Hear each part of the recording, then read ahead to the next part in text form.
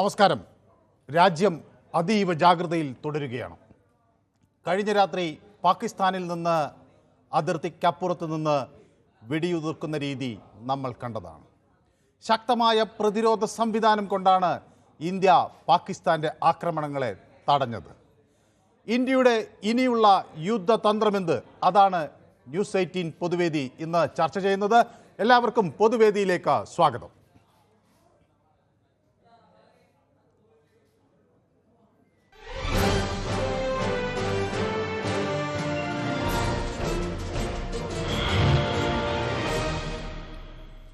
എൻ്റെ ആദ്യ കോളർ ദിവാകരൻ തലശ്ശേരിയിൽ നിന്ന് നമുക്കൊപ്പം ചേരുന്നു. ശ്രീ ദിവാകരൻ, വലിയ സംയമനം രാജ്യം പാലിക്കുന്നതിൻ്റെ ദൃശ്യങ്ങളാണ് നമ്മൾ കാണുന്നത്. പരമാവധി പ്രശ്നങ്ങൾ ഒഴിവാക്കിക്കൊണ്ട് തീവ്രവാദികൾക്ക് നേരെ മാത്രം ആക്രമണം നടത്തുന്ന രീതി, ഇത് മുതലെടുക്കുകയാണോ പാകിസ്ഥാൻ? പാകിസ്ഥാൻ എന്ന് പറഞ്ഞാല് വിവരം കെട്ട രാജ്യമല്ല, അതിൽ ചില്ലറ കുറച്ച് റെയറായിട്ടുള്ള കൂട്ടത്തല്ലേ വിവരമുള്ളൂ. അപ്പോ അവര് ആ രീതിയിലല്ലേ നീങ്ങും. അവർക്ക് അറിഞ്ഞൂടെ അവർ സാമ്പത്തികമായിട്ട് ആകെ തരിപ്പണായ വേറെ രാജ്യത്തേക്ക് അവരെ എന്തെങ്കിലും കിട്ടുക നോക്കുന്നല്ലാണ്ട് അതുമല്ല, ഒരു മനസാക്ഷിക്ക് നിരക്കാത്ത കളിയല്ലേ ഇപ്പോ അവര് കളിക്കുന്നു.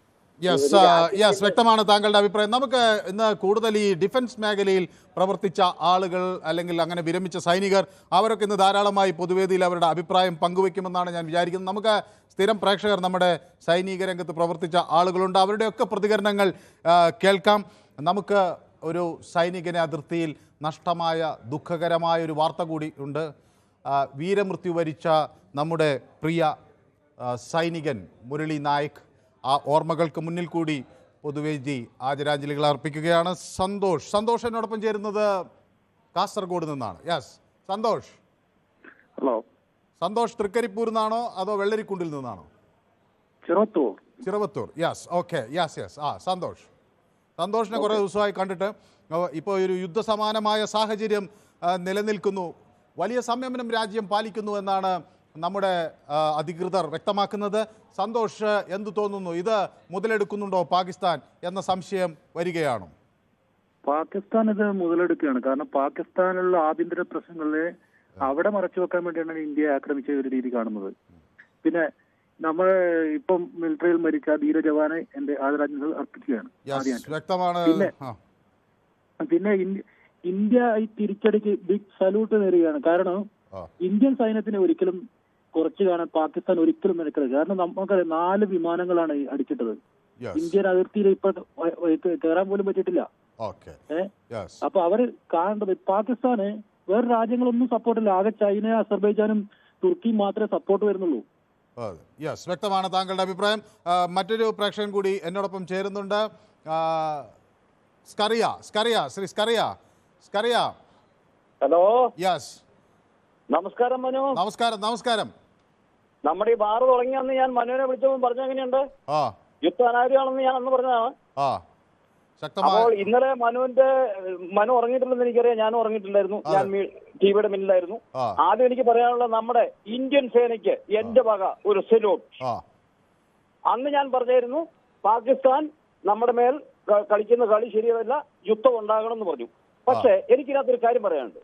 നമ്മുടെ ഈ മിലിറ്ററിക്കാര് അല്ലെങ്കിൽ ജവാന്മാര് നമ്മുടെ അതിർത്തി കാക്കുന്നതിന്റെ പേരിലാണ് നമ്മളിവിടെ സുഖമായി കിടന്ന് ഉറങ്ങുന്നത്. അന്നൊരു പ്രേക്ഷകൻ പറഞ്ഞായിരുന്നു, ഈ ജവാന്മാര് കിടന്ന് ഉറങ്ങുവാണോ, അതിന്റെ പേരിലാണോ ഇങ്ങോട്ട് കയറിയെന്ന്.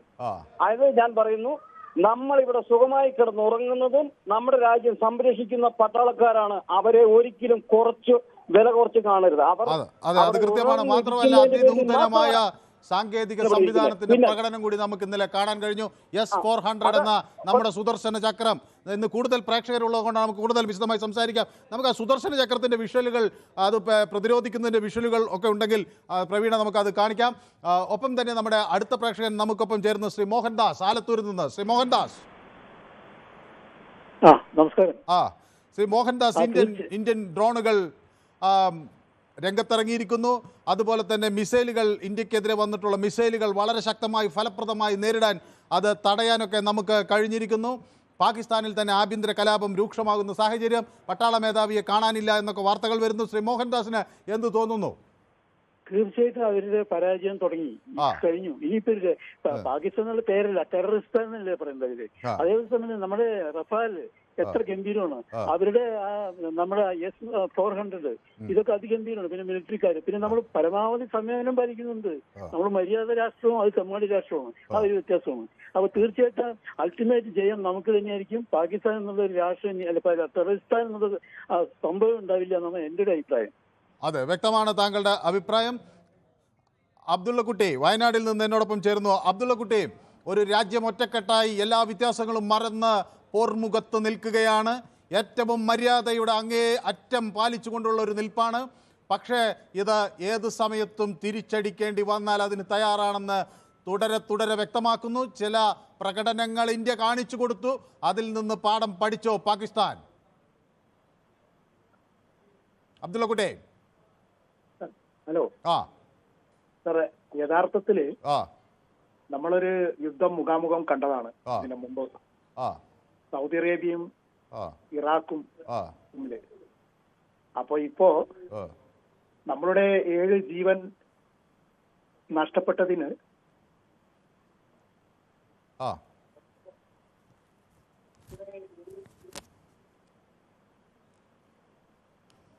14 മടങ്ങ് അങ്ങോട്ട് തിരിച്ചടിച്ചു ഒരു പാകിസ്ഥാൻ എന്ന രാജ്യത്തെ. ഈ പാകിസ്ഥാൻ എന്ന രാജ്യം ഇപ്പോൾ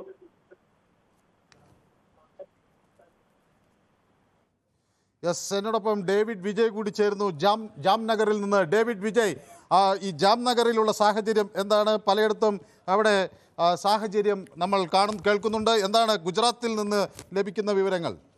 ഞങ്ങളുടെ തൊട്ടപ്പുറം പാകിസ്ഥാൻ തന്നെയല്ലേ. ഇവിടുന്ന് സമുദ്രം ക്രോസ് ചെയ്ത് കഴിഞ്ഞിട്ടുണ്ടെങ്കിൽ ഇന്നലെ രാത്രി ഫുള്ളായിട്ട് പവർ കട്ടായിരുന്നു, അത്രേ ഉള്ളൂ.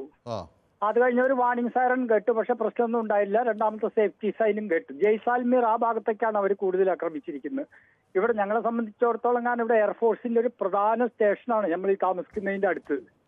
ഈ ജാംനഗറിൽ ഇന്ത്യൻ എയർഫോഴ്സിന്റെ വലിയൊരു ഗ്രൗണ്ട്. അവിടേക്ക് വെഞ്ചർ ചെയ്യാൻ തക്കവണ്ണം അവർ വരില്ല എന്നുള്ളതാണ് എന്റെ ഇത്. മറ്റുള്ള സ്ഥലങ്ങളിലൊക്കെ ഈ ഗുജറാത്തിന്റെ ഈ മറ്റുള്ള ഭുജിൽ മാത്രമേ ഒരു ചെറിയ ഇൻട്രൂഷൻ ഉണ്ടായിട്ടുള്ളൂ. അതും അവരൊക്കെ സക്സസ്ഫുൾ ആയിട്ടില്ല. മൊത്തം പാകിസ്ഥാനെ സക്സസ്ഫുൾ ആയില്ലല്ലോ. ഒരു കാര്യം ഞാൻ താങ്കളുടെ പൊതുവേദിയിൽ തന്നെ ഇതിനു മുമ്പ് പറഞ്ഞിട്ടുണ്ട്. നമ്മൾ കണ്ണൂർക്കാരൻ മുൻ retired lieutenant general Satish Nambiar പറഞ്ഞ കാര്യം. കാരണം എന്താ വെച്ചാൽ നമ്മുടെ രക്ഷ നമ്മൾ നോക്കണം, അല്ലാതെ അവനുണ്ട് ഇവനുണ്ടെന്നൊന്നും പറഞ്ഞിട്ട് ആരും വരില്ല. ഇതിപ്പോ നമ്മളത് ചെയ്ത് കാണിച്ചു. അതെനിക്ക് വളരെ അഭിമാനമുണ്ട്. ഇനി തുടർന്നും വാസ്തവം പറഞ്ഞിട്ടുണ്ടെങ്കിൽ ഇവന് ആ ഒരു സിനിമയിൽ നെടുമുടി വേണു പറഞ്ഞ കൂട്ടിയാൽ ഇപ്പൊ പൊട്ടിക്കും എന്ന് പറയുന്ന ഈ അണുബോംബൊക്കെ ഇരിക്കുന്ന ഇവരുടെ ക്വറ്റ എന്ന് പറയുന്ന സ്ഥലത്താണ് ഇവരുടെ ന്യൂക്ലിയർ ഫെസിലിറ്റി ഒക്കെ. അവിടെയും ഒന്ന് പറഞ്ഞപ്പോ അവിടെ ബലൂചിസ്ഥാൻ ഓൾറെഡി അവരുടെ പതാക ഉയർത്തിന്ന് കേൾക്കുന്നുണ്ട്. അങ്ങനെയാണെങ്കിൽ അവിടെ നിന്നൊന്നും എടുത്തോണ്ടൊന്നും പ്രയോഗിക്കാനൊന്നും പറ്റില്ല. ഈ കാണുന്ന പൊള്ളത്തരം മാത്രമേ ഉള്ളൂ. അത് മാത്രമല്ല, അവര് 2ആയിട്ടോ 5ആയിട്ടോ പിളരുന്നോ മറ്റേ പറഞ്ഞിട്ട് നമ്മളെ ഹാപ്പി ആകരുത്. ഞാനന്ന് 72 ദേവഗിരി കോളേജിൽ കോഴിക്കോട് പഠിക്കുന്ന കാലത്താണ് ബംഗ്ലാദേശിൽ വെടിയിപ്പിച്ചു കൊടുത്തത്. അന്ന് പറഞ്ഞു, അയ്യോ നമ്മളുടെ വലിയ നേട്ടമാണ്. ഇപ്പൊ നമുക്കെന്തായി? 2 ശത്രുക്കളായി. അപ്പൊ എങ്ങനെ പോയാലും ആ ജാതി സ്വഭാവം കാണിക്കും അത് കിട്ടിക്കഴിഞ്ഞാൽ. അവിടെ ഇപ്പൊ ബംഗ്ലാദേശിൽ ഞാൻ വായിച്ചത് ഒരു ഇതില് അവർക്ക് കറൻസി നോട്ടുകൾക്ക് ക്ഷാമമെന്ന്. കാരണം രാഷ്ട്രപിതാവിന്റെ മുജീബുർ റഹ്മാന്റെ ഫോട്ടോ ഉള്ള കറൻസി നോട്ട് മാറ്റിയിട്ട് വേറെ കിട്ടാനില്ല, പുതിയത് പ്രിന്റ് ചെയ്യാൻ തുടങ്ങിയിട്ടില്ല നമുക്ക്. അതുകൊണ്ട് ഇവർ എത്രയായാലും ഡിവൈഡ് ചെയ്തായാലും 4 പ്രോവിൻസ് ആയിട്ട് മാറിയാലും നമ്മുടെ രക്ഷ നമ്മൾ തന്നെ നോക്കണം. നല്ല അതിശക്തമായിട്ട് ഇവരെ വിജിലന്റ് ആയിട്ട് നോക്കിയും കൊണ്ടും ഇരിക്കണം ഈ ഭാവിയിൽ. അത് നമ്മുടെ ഇപ്പോഴത്തെ പ്രധാനമന്ത്രിക്കേ പറ്റുള്ളൂ. അദ്ദേഹത്തിന്റെ അഡ്മിനിസ്ട്രേഷൻ എന്തെങ്കിലും അദ്ദേഹത്തിന് അല്ലെങ്കിൽ അതുപോലെ ഒരു സക്സസർ അദ്ദേഹത്തിന്റെ കാലഘട്ടത്തിൽ ഇപ്പം ഉണ്ടാകട്ടെ എന്നുള്ളതാണ്. ഇത്രയും പവർഫുൾ ആയിട്ടുള്ള ഒരു പ്രൈം മിനിസ്റ്ററെ ഇന്ന് ഇന്ത്യ കണ്ടിട്ടില്ല, ഇനി കാണുമെന്ന് എനിക്ക് സംശയമാണ്. ഓക്കെ, വ്യക്തമാണ് താങ്കളുടെ അഭിപ്രായം, വ്യക്തമാണ്. ഇപ്പോൾ നമുക്ക് പലതരം വിവരങ്ങൾ പുറത്തു വരുന്നതാണ്. ഉത്തർപ്രദേശിൽ അവിടെ മുഖ്യമന്ത്രി പുഷ്കർ സിംഗ്, ഉത്തരാഖണ്ഡിൽ ആണ് മുഖ്യമന്ത്രി യോഗം ചേർന്നിരിക്കുന്നത്. ഹൈ ലെവൽ മീറ്റിംഗ് വിളിച്ചിരിക്കുന്നു. ഉത്തരാഖണ്ഡ് മുഖ്യമന്ത്രി ആണ് യോഗം ചേർന്നിരിക്കുന്നത്. അവിടെ കാര്യങ്ങൾ വിശകലനം ചെയ്യുന്നു. നമ്മുടെ പൊതുവേദിയുടെ ഈ നോർത്ത് ഇന്ത്യയിലെ നിരവധി പ്രേക്ഷകരുണ്ട്. അവിടുത്തെ സാഹചര്യങ്ങൾ ഹരിയാനയിലുമൊക്കെ എന്താണ് സംഭവിക്കുന്നത് എന്നുകൂടി പുറത്തു വരുമെന്നാണ് ഞാൻ വിചാരിക്കുന്നത്. ഓക്കെ, ഏതായാലും നിരവധി നിരവധി ആളുകളുടെ പ്രതികരണം ഇനിയും വരാനുണ്ട്. ഏതായാലും രാജ്യം ശക്തമായ ഒരു നിലപാട് സ്വീകരിക്കുന്നു എന്ന് ഉറപ്പായി കഴിഞ്ഞു. വിവിധ സംസ്ഥാനങ്ങൾ പലതരത്തിലുള്ള നടപടിക്രമങ്ങൾ ആലോചിക്കുന്നു, എങ്ങനെ മുന്നോട്ട് പോകണം എന്ന വിവരങ്ങൾ വരുന്നു. അതുപോലെ തന്നെ എമർജൻസിയായുള്ള നടപടിക്രമങ്ങളിലേക്ക് സംസ്ഥാനങ്ങൾ അത് എമർജൻസി കാര്യങ്ങൾ വളരെയധികം ഗൗരവത്തോടെ എടുത്തുകൊണ്ട് നീങ്ങണം എന്ന നിർദ്ദേശം കേന്ദ്ര സർക്കാരിൽ നിന്ന് വരുന്നു. പാകിസ്ഥാൻ ഡിഫൻസ് മിനിസ്റ്റർ ചില ന്യായീകരണങ്ങളുമായി വന്ന് വീണ്ടും പരിഹാസ കഥാപാത്രമാകുന്നതിൻ്റെ വിവരങ്ങൾ പുറത്തു വരുന്നു. അതോടൊപ്പം തന്നെയാണ് MEA ഇന്ന് വൈകുന്നേരം ഓപ്പറേഷൻ സിന്ദൂറിനെ കുറിച്ചുള്ളൊരു ബ്രീഫിംഗ് ഇന്ന് വൈകുന്നേരം ഉണ്ടാകും എന്ന് കൂടി വ്യക്തമാക്കുകയാണ്. അതൊക്കെ നമുക്കപ്പോൾ വളരെ കൃത്യമായി അറിയാൻ കഴിയും. എന്താണ് ഇന്നത്തെ ഓരോ സാഹചര്യം, എന്താണ് ഏത് തരത്തിലൊക്കെയാണ് ഇന്ത്യ തടഞ്ഞതെന്ന്. നമ്മുടെ അടുത്ത പ്രേക്ഷകൻ നമുക്കൊപ്പം ചേരുന്നത് ശിവദാസൻ. ശ്രീ ശിവദാസൻ. ഹലോ സാർ, നമസ്കാരം. നമസ്കാരം സാറേ, ഞാൻ പറയാനുള്ളത്, ഇന്ത്യ ലോകരാഷ്ട്രങ്ങൾക്ക് തന്നെ ഇപ്പൊ പേടി സ്വപ്നമായി മാറിയിരിക്കുകയാണ്.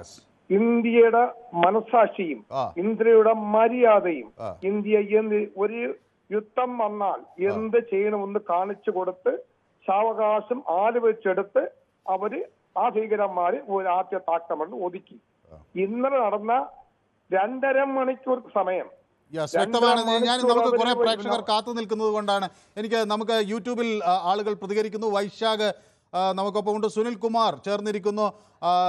ഇനി ഏതായാലും നമ്മൾ ഇറങ്ങി ഇനി കുളിച്ചു കയറണം എന്ന് സുനിൽ കുമാർ പറയുന്നു. ഇനിയും പഠിക്കാത്ത പാകിസ്ഥാനെ തീർക്കുക, നമ്മുടെ നമ്മുടെ ധീരന്മാരായ ജവാന്മാർക്ക് 1000 അഭിവാദ്യങ്ങൾ, ഭാരത് മാതാ കി ജയ് എന്ന് പറയുന്നുണ്ട്. അതോടൊപ്പം നിരവധി ആളുകൾ നമുക്കൊപ്പം യൂട്യൂബിലും ചേർന്നിരിക്കുന്നു. ഞാൻ അവരുടെ കമൻറ്റുകളിലേക്കൊക്കെ വരാം. ശ്രീദേവി നമുക്കൊപ്പം ചേർന്നിട്ടുണ്ട്. ജെനി പിങ്ക് ജയ് ഹിന്ദ് എന്ന് പറയുന്നുണ്ട്. മെൽവിൻ എനിക്ക് ജയ് ഹിന്ദ് എന്ന് വ്യക്തമാക്കുന്നുണ്ട്. അങ്ങനെ നിരവധി ആളുകളുടെ പ്രതികരണങ്ങൾ അവിടെ വന്നുകൊണ്ടിരിക്കുകയാണ്.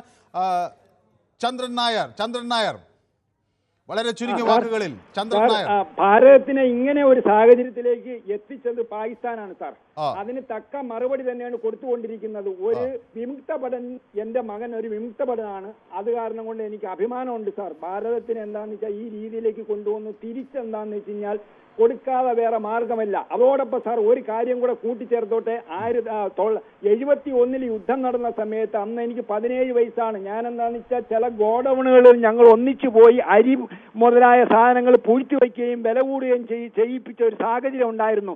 അതുണ്ടാകാതിരിക്കാൻ വേണ്ടിയിട്ട് ജാഗ്രതാ സമിതികൾ വേണം. അതിനെന്താണെന്ന് വെച്ചാൽ മാധ്യമങ്ങളാണ് മുന്നിട്ട് വരേണ്ടത്. അതായത് ഒന്നിനും വില കൂടാതിരിക്കാൻ, വില കുറയ്ക്കാനാണ് വേണ്ടത്. വില കൂട്ടാതിരിക്കാൻ വേണ്ടിയിട്ട് ഈ സാഹചര്യത്തിൽ പ്രത്യേകം ശ്രദ്ധിക്കണം സാർ. ഞാൻ നിർത്തുന്നു. വ്യക്തമാണ് താങ്കളുടെ അഭിപ്രായം. നമ്മുടെ അടുത്ത പ്രേക്ഷകൻ രാജു എവിടെ നിന്നാണ് വിളിക്കുന്നത്? ഹലോ, മലപ്പുറം ജില്ലയിൽ നിന്ന് വിളിക്കുന്നത്. മലപ്പുറം ജില്ലയിൽ എവിടെ നിന്ന്? മലപ്പുറം ജില്ല നിലമ്പൂർ ഡിസ്ട്രിക്ട് ലാസ്റ്റ്. ശ്രീ രാജു, ഇപ്പോൾ രാജ്യത്തിന്റെ പല ഭാഗങ്ങളിൽ സംസ്ഥാന സർക്കാരുകൾ കനത്ത അവരുടെ സുരക്ഷാ സംവിധാനങ്ങളൊക്കെ വിലയിരുത്തുന്നതിന്റെ വിവരങ്ങൾ പുറത്തു വരുന്നു. മഹാരാഷ്ട്രയിൽ മുഖ്യമന്ത്രി ദേവേന്ദ്ര ഫഡ്നാവിസ് അവിടുത്തെ സുരക്ഷാ സാഹചര്യങ്ങൾ വിലയിരുത്തുന്നു. ഹരിയാനയിൽ മന്ത്രി അനിൽ വിജിന്റെ നേതൃത്വത്തിൽ അവിടെ കാര്യങ്ങൾ പുരോഗമിക്കുന്നു എന്നാണ് മനസ്സിലാകുന്നത്. ഓപ്പറേഷൻ സിന്ദൂറിനെ സംബന്ധിച്ച് മഹാരാഷ്ട്ര സർക്കാർ വിശദമായ പഠനം നടത്തുന്നു. പഞ്ചാബിൽ CM ഭഗവന്ത് മാന്റെ നേതൃത്വത്തിൽ ക്യാബിനറ്റ് ചേർന്നു. അവിടെയും സുരക്ഷാ സംവിധാനങ്ങൾ വലിയ തോതിൽ വിലയിരുത്തുകയാണ്. അപ്പോൾ രാജ്യം സുസജ്ജമായി തയ്യാറെടുത്തിരിക്കുന്നു.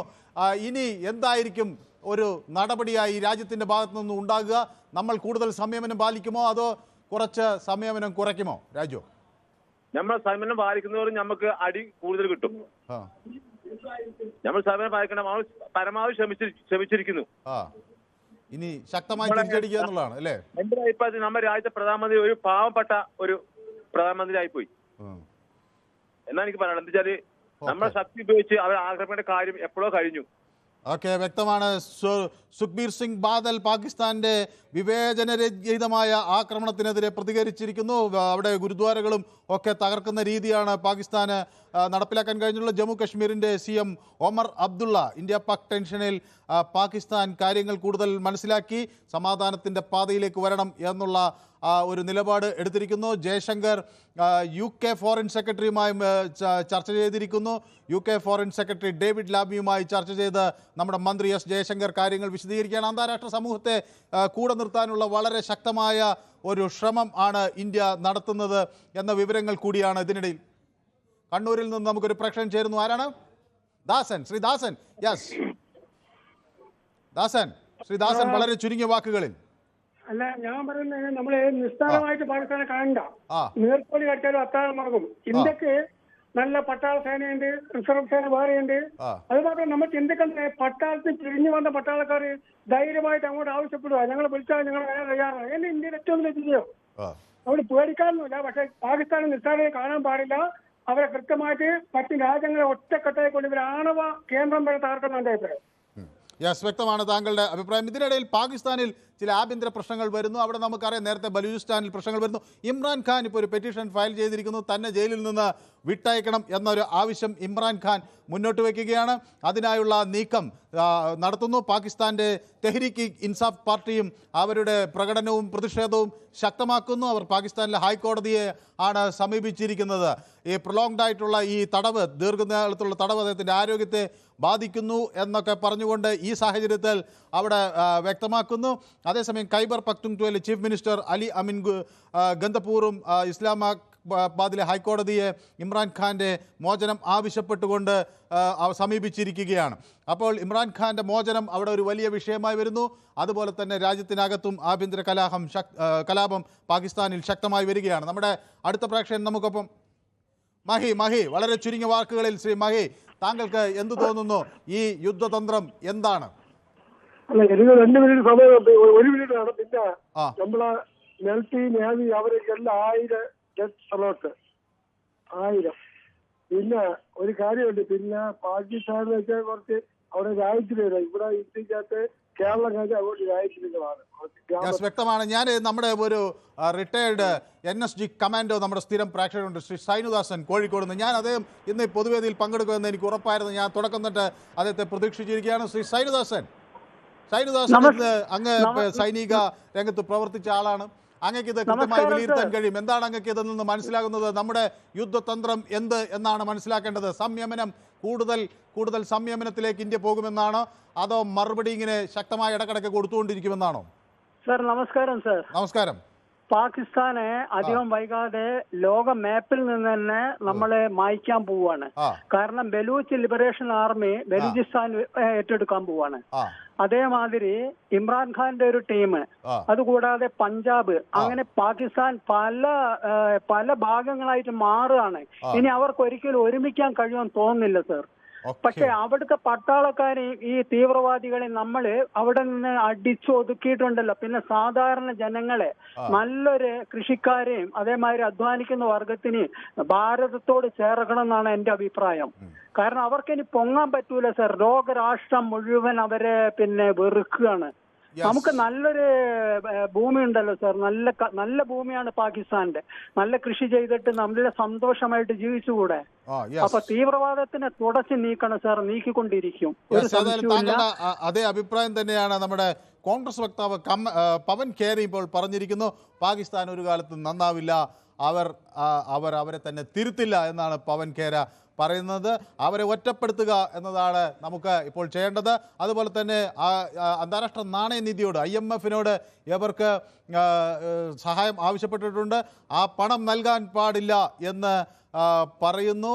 IMF-നോട് ഭാരതം ആവശ്യപ്പെടുകയാണ്, ഇങ്ങനെ തീവ്രവാദത്തെ പ്രോത്സാഹിപ്പിക്കുന്ന രാജ്യത്തിന് സാമ്പത്തിക സഹായം നൽകരുത് എന്ന ശക്തമായ നിലപാടാണ് രാജ്യത്തിന് ഉള്ളത്.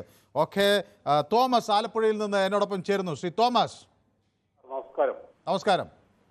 സാറേ, ഓരോ ഭാരതീയനും അഭിമാന നിമിഷമാണിപ്പോ. പാകിസ്ഥാന് ഇനി ഇല്ലാതാകാൻ പോയി.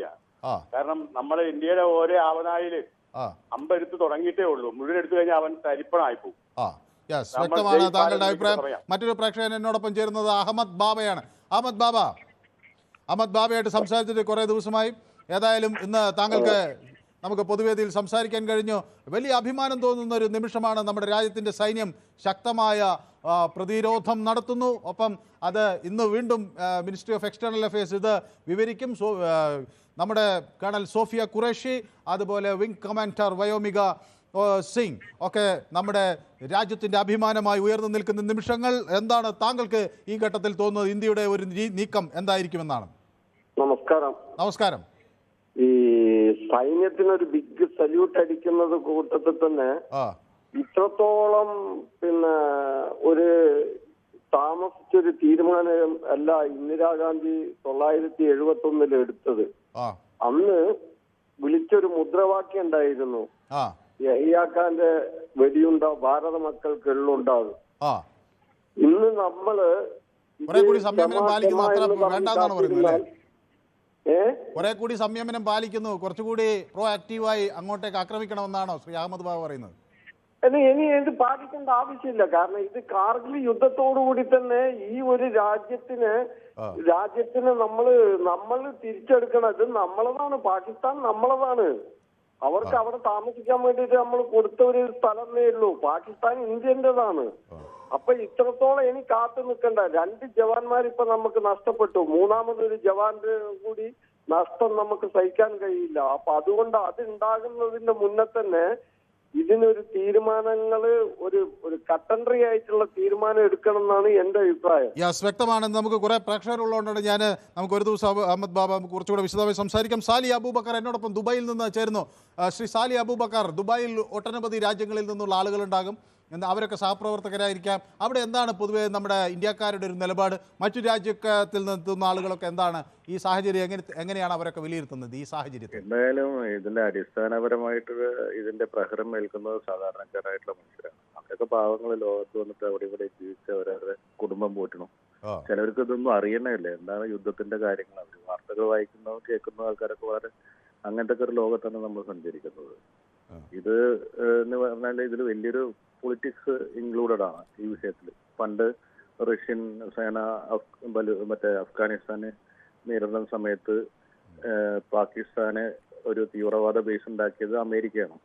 ഈ അമേരിക്കയാണ് എല്ലാ കാര്യങ്ങൾക്കും സഹായം ചെയ്തു കൊടുത്തിരുന്നതും. അവസാനം അമേരിക്കക്ക് തന്നെ തിരിച്ചടി കിട്ടിയപ്പോൾ അമേരിക്ക വീണ്ടും പാകിസ്ഥാന് എന്നും രാത്രി പോയി ഇന്ത്യയിൽ പകൽ വന്ന് ഭക്ഷണം കഴിക്കുക, രാത്രി പോയി പാകിസ്ഥാനിൽ താമസിക്കുന്ന പ്രസിഡന്റുമാരാണ് അമേരിക്കക്ക് ഉണ്ടായിട്ടുള്ളത്. എപ്പോഴും അമേരിക്ക സപ്പോർട്ട് ചെയ്യുന്നത് ഈ പാകിസ്ഥാനെ തന്നെയാണ്. ഇപ്പോഴും യുദ്ധം ചെയ്യാന്ന് പറഞ്ഞാൽ യുദ്ധമൊന്നുമല്ല, യുദ്ധത്തിലേക്കൊന്നും എത്തിയിട്ടില്ല. വെറുതെ മീഡിയകൾ അങ്ങോട്ടും ഇങ്ങോട്ടും ആവേശകരമായിട്ട് പറയണുള്ളൂ. ഇതൊക്കെ ബോർഡർ ഇഷ്യൂസ് തന്നെ വന്നിട്ടുള്ളൂ. ബോർഡറിന്റെ അപ്പുറത്തൊന്നും കയറിയിട്ട് ആരും ഒന്നും ഇതുവരെ ചെയ്തിട്ടില്ല. ഈ 9 കേന്ദ്രങ്ങളിൽ ശക്തമായ ആക്രമണമല്ലേ നടത്തിയത് തീവ്രവാദ കേന്ദ്രങ്ങൾ? ബോർഡറിൽ കടന്നിട്ടല്ല. നമ്മള് ബോർഡർ കടന്ന അക്രമം എന്ന് പറയുന്നത് കരസേനയും ബോർഡറൊന്നും കടന്നിട്ടൊന്നും അങ്ങനെ ഒരു നിലപാട് ഇന്ത്യക്ക് ഒരു ഘട്ടത്തിലുമില്ല. ഇന്ത്യ ഏതെങ്കിലും ഒരു ഘട്ടത്തിൽ മറ്റൊരു രാജ്യത്തെ അധിനിവേശം ചെയ്യുന്ന ഒരു രാജ്യമല്ല. അങ്ങനെ ഒരു നിലപാട് നമുക്കില്ല. നമ്മൾ ആരെ മറ്റൊരു രാജ്യത്തേക്ക് കടന്നാക്രമിക്കുന്ന നിലപാടില്ല. പക്ഷേ കൃത്യമായി മറുപടി കൊടുത്തു എന്നാണ് ഞാൻ വിചാരിക്കുന്നത്. പിന്നെ ഈ പാകിസ്ഥാനെ ഇങ്ങനെ നമ്മൾ വെള്ളം പൂശേണ്ട കാര്യമൊന്നുമില്ല. അതിന്റെ പിറകിൽ അമേരിക്കയാണെങ്കിൽ അത് തിരിച്ചറിയാനുള്ള ഒരു ബോധ്യം ഈ പാകിസ്ഥാൻ ഉണ്ടാകേണ്ടതല്ലേ? മാത്രമല്ല, ഈ സംഭവമൊക്കെ റഷ്യ അവസാനിച്ചതോടെ അമേരിക്ക ആ തീവ്രവാദ പ്രോത്സാഹന പരിപാടിയൊക്കെ അവസാനിപ്പിച്ചു. പിന്നീട് ബാക്കിയുള്ള എത്ര പതിറ്റാണ്ടുകളായി ഈ നിലപാട് പിന്നെയും തുടരുകയാണ്. ഇത് സാമ്പത്തിക സഹായം എത്തിക്കുകയാണ്. ജെയ്ഷെ മുഹമ്മദിന്റെ ആസ്ഥാനം അവിടെ നിലനിർത്തുകയാണ്. അതുപോലെ ലഷ്കർ ഇ തയ്യബയുടെ ആസ്ഥാനം അവിടെ നിലനിർത്തുകയാണ്. എന്നിട്ട് 1980 ഞങ്ങളെ അമേരിക്ക സഹായിച്ചിരുന്നു, അതുകൊണ്ടാണ് ഞങ്ങളിപ്പോൾ തീവ്രവാദ രാഷ്ട്രമായി മാറിയത് എന്ന ന്യായം ഇനി എത്ര കാലം പറയാൻ കഴിയും എന്ന ചോദ്യം അവിടെ ഉയരുകയില്ലേ?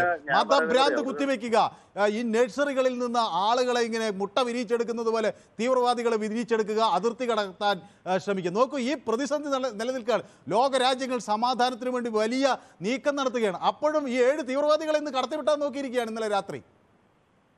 7 പേരുടെ കഥ കഴിഞ്ഞു, അത് വേറെ കാര്യം. എന്നിട്ട് പാകിസ്ഥാന് ഇത് അമേരിക്കയുടെ പ്രശ്നമാണ് എന്ന എല്ലാ കാലത്തെയും ന്യായം കൊണ്ട് നമുക്ക് ഇനി അത് നിലനിർത്താൻ പാകിസ്ഥാൻ കഴിയില്ല. അവരാണ് തീരുമാനിക്കേണ്ടത്. $7 ബില്യൺ കടം വാങ്ങിച്ചിട്ടാണ് ഇപ്പൊ നിലനിൽക്കുന്നത്. ഇനി $1.3 ബില്യൺ കൂടുതൽ കടം വാങ്ങിക്കാനായിട്ട് നടക്കുകയാണ്. ആ ദാരിദ്ര്യത്തിന്റെ പടുകുഴിയിൽ കിടക്കുന്ന ഒരു രാജ്യം 24% പണപ്പെരുപ്പം കൊണ്ട് ആ രാജ്യം പൊറുതിമുട്ടുകയാണ്. തൊഴിലില്ലായ്മ കുത്തനെ ഉദിച്ചു കയറുകയാണ്. ആളോഹരി വരുമാനം കുത്തനെ താഴോട്ട് വീഴുകയാണ്. എന്നിട്ട് പിന്നെയും ഒരു യുദ്ധത്തിന് ഇറങ്ങിത്തിരിക്കുന്ന രാജ്യത്തിന്റെ ഈ വിവരമില്ലായ്മയെ ഇനി നമുക്ക് അമേരിക്കയുടെ പേര് പറഞ്ഞ് എത്ര കാലം മറച്ചു പിടിക്കാനാകും? അവരവർക്ക് തോന്നണ്ടേ ഇതല്ല ലോകത്ത് മറ്റ് രാജ്യങ്ങളിൽ. എനിക്കിതിനെ കുറിച്ച് ആഡ് ചെയ്യാൻ പറ്റുമോ? അമേരിക്കക്ക് ഒരു ബേസ് ഇന്ത്യൻ ഉപഭൂഖണ്ഡത്തിൽ ആവശ്യമാണ്, ഇന്നും ആവശ്യമാണ്. ചൈനയെ വളർന്നു വരുന്നുണ്ട് ശക്തിയാണ്. ചൈനയാണ് ഇപ്പോൾ അമേരിക്കയുടെ ഏറ്റവും വലിയ ശത്രുവായിട്ട്, അവർ ഫിനാൻഷ്യൽ ശത്രുവായിട്ടും മറ്റു ശത്രുവായിട്ട് അവർ വളർത്തി കൊണ്ടുവരുന്നത്. ചൈനയ്ക്ക് എല്ലാ രാജ്യങ്ങളിലും നല്ല പിടിമുറുക്കുന്നുണ്ട്. ഇന്ത്യയുടെ ചുറ്റുവട്ടത്തുള്ള എല്ലാ രാജ്യങ്ങൾക്കും അമേരിക്കയ്ക്ക് ഒരു ബേസ് ഇപ്പോഴും ആവശ്യമാണ്. അമേരിക്ക നന്നായിട്ട് ഫണ്ടും ചെയ്യുന്നുണ്ട്. അപ്പൊ ഇതുകൊണ്ടൊക്കെ ഇതിലൊക്കെ പൊളിറ്റിക്കൽ ഇഷ്യൂസ് ആണ്. ഇപ്പൊ ഇതിന്റെ പൊളിറ്റിക്സ് ഒന്നേ ഉള്ളൂ. ഇതിനെ വലിയ ആഗോള പൊളിറ്റിക്സ് ആയി വിസ്തരിച്ച് അങ്ങനെ നമ്മൾ ഇത് പറഞ്ഞു വെച്ച് ആഗോളവൽക്കരണവും ഉദാരവൽക്കരണത്തെ ഒന്ന് അറ്റാക്ക് ചെയ്യുന്നതിന് പകരം ഏത് പച്ചയായ മത തീവ്രവാദത്തിന്റെ ഒരു ഉൽപ്പന്നമാണ് ഈ കാര്യം. ഇത് സമ്മതിക്കാതെ നിർവാഹമില്ല. ഈ മത തീവ്രവാദം ഏത് രാജ്യം എടുത്താലും, അത് ഏത് മതമായാലും, ഏത് ഹിന്ദു മതമായാലും മറ്റേത് മതമായാലും, അതിന്റെ പേരിൽ ആളുകളെ അടവച്ച് വിരിയിച്ചെടുത്ത് അതിർത്തി കടത്തിവിട്ടാൽ ആ രാജ്യത്തിന് സർവനാശമുണ്ടാകും എന്ന കാര്യത്തിൽ യാതൊരു സംശയവുമില്ല. വികസനത്തിന് ശേഷം വലിയ സാമ്പത്തികമായി മുന്നേറ്റം നടത്തിയിരുന്നു പാകിസ്ഥാൻ. ആ പാകിസ്ഥാനാണ് പിന്നീട് ഈ തീവ്രവാദത്തിന്റെ പ്രഭവ കേന്ദ്രമായി മാറിയിരിക്കുന്നത്. ഒസാമ ബിൻ ലാദനെ എവിടെയാണ് കണ്ടെത്തുന്നത്?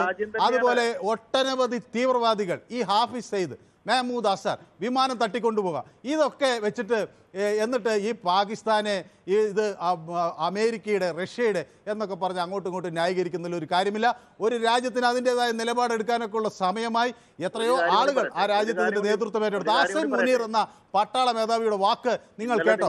എന്താണ് അയാൾ പറയുന്നത്? അയാൾ ഇന്ത്യ വിഭജനത്തിന്റെ കഥ എടുത്തുകൊണ്ട് വരികയാണ്. രണ്ട് ജനതയായിരുന്നത്രേ അന്ന് ഇന്ത്യക്കാരും, അത് ഹിന്ദുക്കളും മുസ്ലിങ്ങളും. എന്നിട്ട് പാകിസ്ഥാനിലേക്കാൾ മുസ്ലിങ്ങൾ ഇന്ത്യയോടൊപ്പം നിന്നു. അവർക്കൊരവസരമുണ്ടായിരുന്നു ഒരു മതരാജ്യം സ്വീകരിക്കാൻ. പക്ഷെ അവർ പോയില്ല. എന്തുകൊണ്ടാണ് പോകാത്തത്? രണ്ട് രാജ്യമായിരുന്നില്ല, ഇതൊരു രാജ്യമായിരുന്നു, ഒരു ജനതയായിരുന്നു. ഒരുമിച്ചാണ് അവർ ഈ ദേശീയത ഉയർത്തിപ്പിടിച്ചത്. ഒരുമിച്ചാണ് അവർ വെള്ളക്കാരനെതിരെ പോരാടിയത്. എന്നിട്ട് ഒരു വിഭാഗം ആ പോയ ആസിം മുനീർ എന്ന് പറയുകയാണ് ഇത് രണ്ട് ജനതയായിരുന്നു, അതുകൊണ്ടാണെന്ന് പാകിസ്ഥാൻ ഉണ്ടായത്. ആ മതതീവ്രവാദത്തിൽ ആളൂന്നിയ ഒരു രാഷ്ട്രം ഒരിക്കലും ആ ജനതയ്ക്ക് അവിടുത്തെ മണ്ണുമായി ഒരു ജൈവിക ബന്ധമില്ല. ഇന്ത്യക്ക് അതിൻ്റെ കഥയുണ്ട്, ഇതിഹാസമുണ്ട്, സംസ്കാരമുണ്ട്, പൈതൃകമുണ്ട്. എല്ലാ മതവിഭാഗങ്ങൾക്കും ഇവിടെ ഒരു അടിത്തറയുണ്ട്. പക്ഷെ ആ നാട് അങ്ങനെ പറയുന്നില്ല. ആ നാട് ആ ജനതയുമായി കൂട്ടിയോജിപ്പിക്കുന്ന ഒരു ഘടകം പോലുമില്ല. 4 പ്രവിശ്യകളിൽ 3 എണ്ണവും വിട്ടുപോകാൻ തയ്യാറായി നിൽക്കുകയാണ്. വേറെ രാജ്യം വേണമെന്ന് ആവശ്യപ്പെടുകയാണ്. 47 കഴിഞ്ഞ് 71 ആകുമ്പോഴേക്കും പാകിസ്ഥാൻ തന്നെ 2ആയി. എന്നിട്ടാണ് ആ അസിം മുനീർ എന്ന് പറയുന്നത് അത് 2 രാജ്യങ്ങളായി തന്നെ നേരത്തെ ആയിരുന്നു, അതുകൊണ്ടാണ് വിഭജനം വേണ്ടി വന്നത്. ഇതുപോലെയുള്ള വിഡിത്തങ്ങൾ ഇനിയും വിശ്വസിക്കുന്ന ആളുകൾ ആ രാജ്യത്തുള്ളത് കൊണ്ടാണ് ഇപ്പോഴും ആ രാജ്യത്തിൻ്റെ ഈ അവസ്ഥ, ഈ ദുരവസ്ഥയിലേക്ക് നീങ്ങുന്നത് എന്ന് എനിക്ക് പറയാനുള്ളൂ. ഏതായാലും അങ്ങിത് ഇത് ഇപ്പോഴും പാകിസ്ഥാന് എന്തോ അവരെ ദുരുപയോഗം ചെയ്ത് അങ്ങനെ അവരറിയാതെ പോയി തീവ്രവാദികളായി പോയി അങ്ങനെ ഇപ്പോഴും ഈ ആക്രമണം നടത്തുന്നതെന്ന് പറയുന്നതിലൊന്നും ഒരു ന്യായീകരണമില്ല. ഇത് അമേരിക്ക പണം കൊടുത്താൽ അത് വാങ്ങി ഉടനെ തീവ്രവാദ പ്രവർത്തനത്തിന് ഇറങ്ങേണ്ട ഒരു ഉത്തരവാദിത്വം ആ രാജ്യത്തിനില്ല. അങ്ങനെ കൊടുക്കാൽ ഇന്ത്യയിൽ എന്താ വാങ്ങാത്തത്? വേറെ രാജ്യങ്ങൾ എന്താ വാങ്ങാത്തത്? ഇതിനേക്കാൾ ചെറിയ രാജ്യങ്ങളുണ്ടല്ലോ, അവരൊന്നും തീവ്രവാദികളാകുന്നില്ലല്ലോ. ഈ രാജ്യം തീവ്രവാദത്തിന്റെ പ്രഭവ കേന്ദ്രമാണ്. അമേരിക്കയ്ക്ക് അവരുടേതായിട്ടുള്ള സ്പേസസ് വേണം. അമേരിക്കയ്ക്ക് ബേസിസ് വേണം എന്നുള്ളതൊക്കെ അമേരിക്കയുടെ ഇഷ്യൂ ആണ്. പക്ഷെ അതിന് നിങ്ങളുടെ രാജ്യത്തിന് ഒരു ഇതെടുക്കണമെന്ന് പാകിസ്ഥാന് തോന്നണ്ടേ? പാകിസ്ഥാൻ എന്ന രാജ്യം അങ്ങനെ ക്രിയേറ്റഡ് ആണ്. അത് തന്നെയാണ് ഞാൻ പറഞ്ഞത്. ജൈവികമായ ആ മണ്ണുമായി അവിടുത്തെ മനുഷ്യരെ ബന്ധിപ്പിക്കുന്ന ഒരു ഘടകവുമില്ല. അവിടുത്തെ ചരിത്ര പുസ്തകത്തിൽ ഒരു കഥയുമില്ല. സ്വാതന്ത്ര്യ സമരത്തിന്റെ കഥയില്ല, ആ നാട് ഭരിച്ചവരുടെ കഥയില്ല, അതിന്റെ സംസ്കാരത്തിന്റെ കഥയില്ല, പഠനത്തിന്റെ കഥയില്ല. ആ പാകിസ്ഥാൻ എന്ന രാജ്യം ഉണ്ടായതിനു ശേഷമുള്ള വെറും കുറച്ച് കാര്യങ്ങൾ മാത്രം. ബഹുഭൂരിപക്ഷ ആളുകളും പഠിക്കുന്നത് ശാസ്ത്രവും സാങ്കേതിക സംവിധാനങ്ങളും അല്ല, ഇതുപോലുള്ള ചില കേന്ദ്രങ്ങൾ, തീവ്രവാദികളെ അടവെച്ച് വിരിയിപ്പിക്കുന്ന കേന്ദ്രങ്ങൾ, അതിന്റെ താഴികക്കുടങ്ങളിലേക്ക് ആ നെറുകെട്ട രാജ്യത്തിന്റെ നെറ്റിയിലേക്ക് കൊടുത്ത അടിയാണ് ഈ ഓപ്പറേഷൻ സിന്ദൂർ. അത് ഇനിയും ആവർത്തിക്കേണ്ടത് വരും എന്നാണ് എനിക്ക് തോന്നുന്നത്. എന്നിട്ട് ഈ ചില ആളുകളൊക്കെ, എനിക്ക് ഏറ്റവും ദേഷ്യം വരുന്ന ഒരു അല്ലെങ്കിൽ ദുഃഖം വരുന്ന ഒരു കാര്യം, 26 മനുഷ്യരെ നിഷ്ഠൂരം വെടിവെച്ച് വന്നിട്ട് അത് നമുക്ക് അപലപിച്ചാൽ മതി, ഒരു ഖേദം പ്രകടിപ്പിച്ചാൽ മതി, സങ്കടങ്ങൾ പറഞ്ഞാൽ മതി, ആഗോള സമൂഹത്തിന് മുമ്പിൽ പ്രതിഷേധിച്ചാൽ മതി എന്ന് പറഞ്ഞുകൊണ്ടിരിക്കുമ്പോൾ ഇനി 260 പേർ മരിക്കും, 26,000 പേർ മരിക്കും. അപ്പോഴും ഈ സ്നേഹവും ഈ അനുശോചനം പ്രകടിപ്പിക്കലും ഒക്കെ ആയിരിക്കും. അവനവന്റെ കുട്ടി മരിക്കുന്നത് വരെ ഈ പരിഹാസമൊക്കെ തുടരും. സ്വന്തം നേർക്ക് ഈ തോക്ക് തിരിയുന്ന ഘട്ടത്തിലായിരിക്കും നമ്മൾ തിരിച്ചറിയുക ഇത് ചെറുപ്പത്തിലെ നുള്ളിക്കളയേണ്ട ഒരസുര സ്വഭാവമായിരുന്നുവെന്ന്. അങ്ങനെ ഒരു അസുര, ഞാൻ യുദ്ധങ്ങൾ ആഘോഷിക്കുകയല്ല, പക്ഷെ തിന്മയുടെ മുകളിൽ നന്മ നടത്തിയ എല്ലാ വിജയങ്ങളും ആഘോഷിച്ച ഒരു നാടാണ് ഭാരതം. അതാണ് ദീപാവലിയും ദസറയും ഹോളിയും ഒക്കെ. ഈ നാട് ഇതുപോലെ തിന്മകളെ അതിക്രമിച്ച് തിന്മകളെ കീഴടക്കി നന്മ നേടിയെടുത്ത വിജയമാണ്. ആ വിജയം ആഘോഷിക്കുന്ന നാടാണിത്. അല്ലാതെ യുദ്ധത്തെ ഞാൻ ആഘോഷിക്കുകയല്ല, പക്ഷേ ഓർക്കേണ്ട ഒന്നുണ്ട്, ഈ രാജ്യത്തിന് ഇനിയും തീവ്രവാദത്തിൻ്റെ പ്രഭവ കേന്ദ്രമായിരിക്കാൻ അനുവദിച്ചുകൂടാ. അതിനി അമേരിക്കയെ പൊതിഞ്ഞ്, റഷ്യയെ പൊതിഞ്ഞ്, ലോകത്തിലെ മറ്റ് രാഷ്ട്രങ്ങളെ പൊതിഞ്ഞ് ആഗോള തന്ത്രങ്ങൾ കൊണ്ടുവന്നിട്ടൊന്നും കാര്യമില്ല. മതവർഗീയത ആ നാട് ഉപേക്ഷിക്കണം. നമുക്ക് അടുത്ത പ്രേക്ഷകനിലേക്ക് പോവാം. പ്രോത്സാഹിപ്പിക്കലാണ്. ഹരിദാസ് ചാലക്കുടിയിൽ നിന്നാണ് എനിക്കൊപ്പം ചെയ്യുന്നത്. ഹരിദാസ്, പ്രോത്സാഹനം നടത്തുന്ന മാധ്യമ ചാനലിനെ കുറിച്ച് നമ്മളൊന്നും പറയേണ്ട ആവശ്യമില്ല. ഹലോ, ഹരിദാസ്. ഹരിദാസ് ചാലക്കുടിയിൽ നിന്നാണ്. ഗുരുധർമ്മ പ്രചരണ സഭ ചാലക്കുടി മണ്ഡലത്തിന്റെ സെക്രട്ടറി, പ്രസിഡന്റാണ്. ഓക്കെ. ഞാൻ ഈ യുദ്ധത്തിന്റെ നമ്മള് ഭാരതത്തിലൊക്കെ 15 ദിവസം കഴിയുമ്പോഴാണ് സാധാരണ ഒരാള് മരിച്ചു കഴിഞ്ഞാൽ അതിന്റെ അടിയന്തരം നടത്തുക. നമ്മൾ 15 ദിവസം ആ രാജ്യത്തിന് ഒരു സമയം അനുവദിച്ചു. 15 ദിവസം കഴിഞ്ഞ് 16ാമത്തെ ദിവസമാണ് നമ്മൾ ഇതിനു വേണ്ടിയിട്ടുള്ള ഒരു പ്രതിരോധം തീർക്കാൻ വേണ്ടി ഭാരതം നേരിട്ടിറങ്ങിയത്. ആ തീവ്രമായിട്ടുള്ള തീവ്രവാദ ആ സംഘത്തിനെ ഇതോടുകൂടി ഉന്മൂലനം ചെയ്യേണ്ടത് ആവശ്യമാണ്. അത് ഭാരതത്തിന് മാത്രമല്ല, ലോകത്തിന്റെ രക്ഷയ്ക്ക് പോലും ഇത് വളരെ ആവശ്യമാണ്.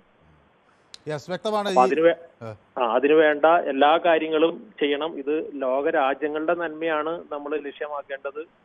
ഭാരതത്തിന്റെ മാത്രമല്ല, ഇനി ഈ രാജ്യത്തു നിന്ന് ഇങ്ങനെ ഉള്ള ഒരു പ്രഭവ കേന്ദ്രം, ഒരു തീവ്രവാദ പ്രഭവ കേന്ദ്രം ഇനി ഉണരാൻ പാടില്ല. അതിനു വേണ്ടിയിട്ടുള്ള ചുട്ട മറുപടി കൊടുക്കണം.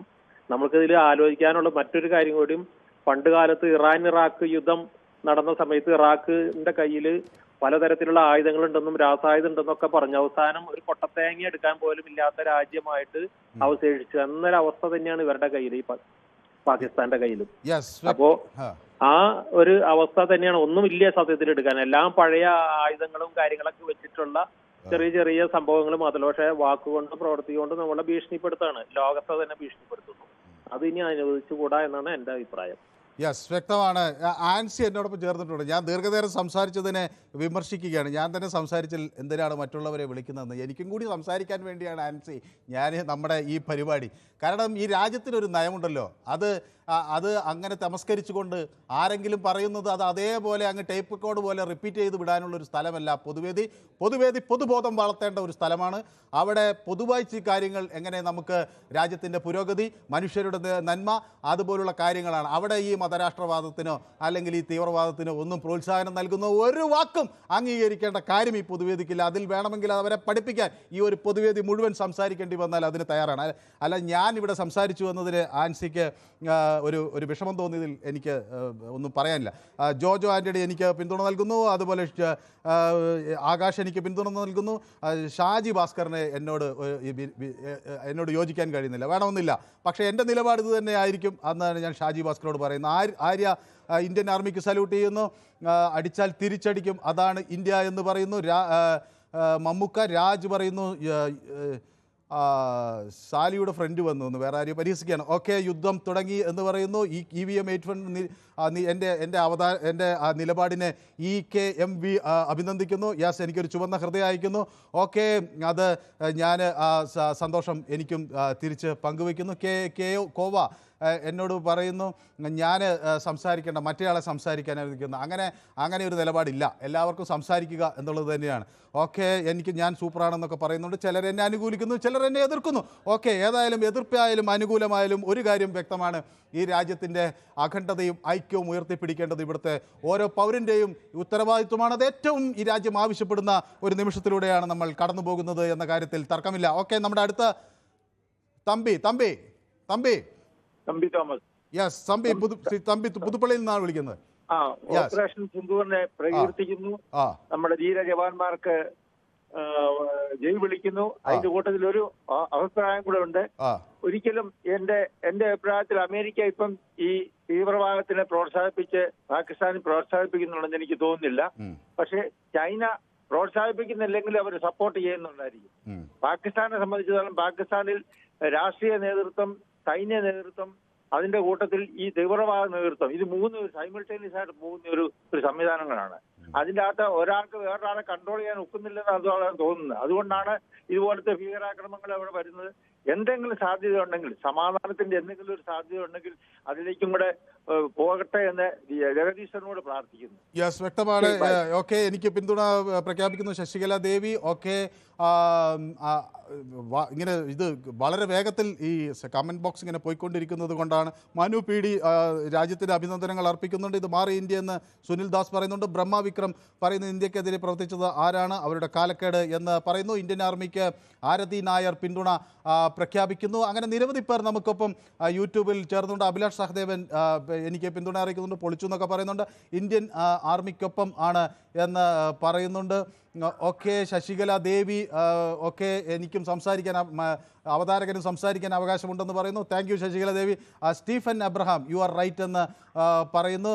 ഷംഷീർ പറയുന്ന രണ്ടുപേരും സംസാരിക്കുന്നതിനെ എതിർക്കുന്നു. Okay, Subhan C Manu super എന്നൊക്കെ എഴുതുന്നുണ്ട്. ഡെവിൽസ് കിങ് അടിച്ചു പൊളിച്ചു എന്നൊക്കെ പറയുന്നുണ്ട്. അങ്ങനെ കുറേ പേര് എന്നെ പിന്തുണയ്ക്കുന്നു, ചിലർ എന്നെ എതിർക്കുകയും ചെയ്യുന്നു. എതിർക്കുന്നവരുടെ എതിർപ്പിലും സന്തോഷം, അതേസമയം പിന്തുണയ്ക്കുന്നവരുടെ പിന്തുണയിൽ അങ്ങേയറ്റത്തെ സന്തോഷം. ഓക്കെ, നമ്മുടെ അടുത്ത പ്രേക്ഷകൻ നമുക്കൊപ്പം ചേരുന്നത് അജയ് കുമാർ ചങ്ങനാശ്ശേരിയിൽ നിന്നാണ്. ശ്രീ അജയ് കുമാർ, ഇത് എല്ലാ ഘട്ടത്തിലും അമേരിക്കയെ കുറ്റം പറഞ്ഞത് പാകിസ്ഥാൻ എന്തോ അമേരിക്കയുടെ ഒരു പിടിയാളായി പോയി, അതുകൊണ്ട് അവരിങ്ങനെ ഒരു തീവ്രവാദ രാഷ്ട്രമായി പോയി, ആ പാവങ്ങളാണ് എന്ന ഒരു ആരോപണത്തെ അല്ലെങ്കിൽ അങ്ങനെ ഒരു നിലപാടിൽ ശ്രീ അജയ് കുമാർ എങ്ങനെയാണ് കാണുന്നത്?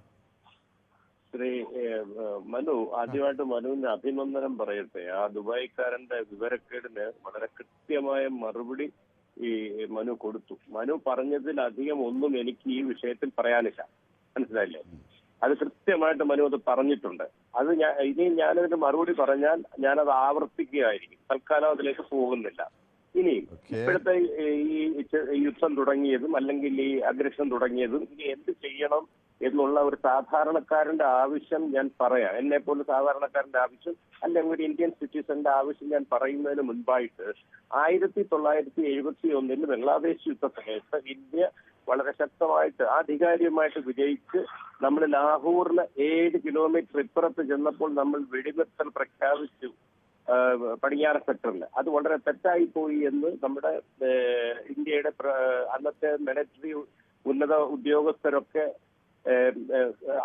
ആശങ്കപ്പെട്ടിരുന്നു എന്നൊക്കെ നമ്മൾ വായിച്ചിട്ടുണ്ട്. അതിനെല്ലാം ഉപരി അന്ന് കിഴക്കൻ പാകിസ്ഥാനിലുണ്ടായിരുന്ന പിന്നീട് ബംഗ്ലാദേശായ അവിടുത്തെ ജസ്റ്റിസ് മിസ്റ്റർ ചൗധരി, സയ്യിദ് ചൗധരി അങ്ങനെ കണ്ട അദ്ദേഹത്തിന്റെ, പിന്നെ അദ്ദേഹമാണ് നമ്മുടെ മുജീബുർ റഹ്മാൻ മരണപ്പെട്ടതിന് ശേഷം പ്രസിഡന്റ് ആകുന്നത്. അന്ന് അദ്ദേഹം ഇന്ദിരാഗാന്ധിക്ക് ഒരു എഴുത്തെഴുതി. അതാണ് അതിന്റെ പ്രധാനമായിട്ട് നമ്മൾ ഇപ്പോഴും വിലയിരുത്തേണ്ടത്. അദ്ദേഹം എഴുതിയത് ഇങ്ങനെയാണ്: ഒരു മൂർഖന്റെ വാല് മുറിച്ചു വിട്ടാൽ തല 10 ഇരട്ടി വിഷമുള്ളതായിരിക്കുമെന്ന്. നിങ്ങളിപ്പോ മാഡം നിങ്ങളിപ്പോ അതാണ് ചെയ്തിരിക്കുന്നതെന്ന്. ശരിക്കും അതല്ലേ ചെയ്തിരിക്കുന്നത്? ഇന്ന് ആ 1971 തൊട്ട് പഹൽഗാം വരെ നമ്മൾ കണക്കൂട്ടി നോക്കുമ്പോൾ എത്ര ആക്രമങ്ങൾ, ടെററിസ്റ്റ് ആക്രമങ്ങൾ, ആയിരക്കണക്കിന് ആൾക്കാർ മരണപ്പെട്ടു, കോടിക്കണക്കിന് ശതകോടികളുടെ നഷ്ടങ്ങള്. സമാധാനമുണ്ടോ നമുക്ക്? അപ്പോൾ നമ്മൾ ഇനിയും ഇവിടെ ചെയ്യേണ്ടിയിരിക്കുന്നത് 1971 എങ്ങനെയോ നമ്മൾക്ക് പറ്റിയ അബദ്ധമോ അല്ലെങ്കിൽ നമ്മൾ എടുത്ത തീരുമാനമോ എന്തോ ആയിക്കോട്ടെ, അതുപോലെ ഒരു അബദ്ധമോ അല്ലെങ്കിൽ അതുപോലെ ഒരു തീരുമാനമോ ഇനി ഉണ്ടാകരുത്. പാകിസ്ഥാൻ ഒരിക്കലും ഇനി ഇന്ത്യയെ ആക്രമിക്കാൻ പറ്റുന്ന രീതിയിലേക്ക് അവർ ശക്തി പ്രാപിക്കരുത്. അത് എങ്ങനെ കൈകാര്യം ചെയ്യണമെന്ന് ഇന്ത്യൻ ആംഡ് ഫോഴ്സസിന് അറിയാം, ഇന്ത്യ ഭരിക്കുന്നവർക്കറിയാം. അവരത് ചെയ്യട്ടെ എന്ന് പ്രാർത്ഥിക്കുന്നു. Okay, thank you so much. വളരെ വ്യക്തമാണ് താങ്കളുടെ പ്രതികരണം. യെസ്, അതെ, നമുക്ക് അടുത്ത കോളർ നമുക്കൊപ്പം ചേരുന്നത്. ഓക്കെ, ഒരു ഇടവേള എനിക്ക് അനിവാര്യമായി വരികയാണ്. ഞാൻ പെട്ടെന്ന് മടങ്ങി വരാം. Short break.